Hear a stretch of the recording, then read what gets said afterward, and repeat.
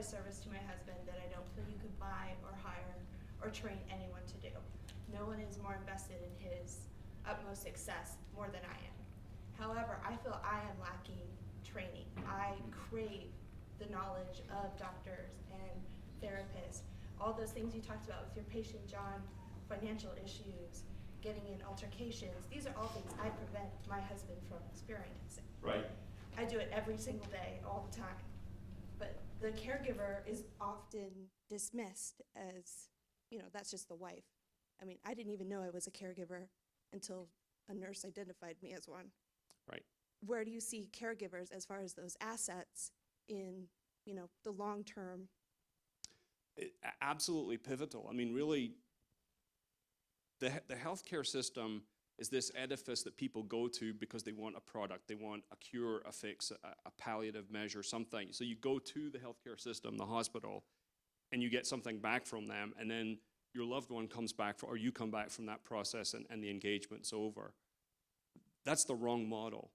Really, the role of the healthcare system should be to support families. If we accept that patients with disability from war are ultimately going to spend their lives in communities, we need to support the people in communities who mediate their success and help them negotiate the everyday life challenges that present because of the disability. So at Walter Reed, what we started doing about 5 years ago is working with families at the point that patient's still in a coma and talking about what brain injury is going to look like when the person wakes up, and even when they leave the hospital, get ahead of the curve of anticipating behavioral challenges and all the different types of manifestations of injury, because first of all, education is power. So work with support and education, and then we offer respite and follow-up. There's a variety of things that we do, stay with families on the journey.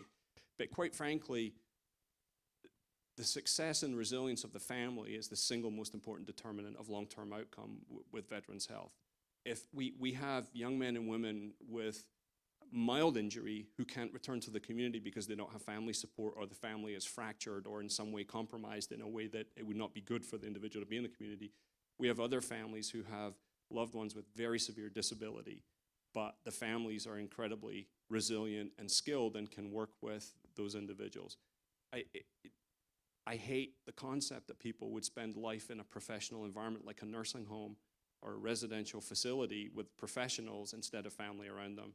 So there's a big part of what we need to do is work with and support families in terms of knowledge on manifestations of injury, treating burnout, respite support, and putting families together in community. I encourage all the families of wounded warriors that I work with to join one of those family advocacy groups, because they can use the online medium to share information about experiences with doctors, with drugs, with rehabilitation programs, with strategies for managing problems. So again, using community to support families, but it's enormous. Thanks.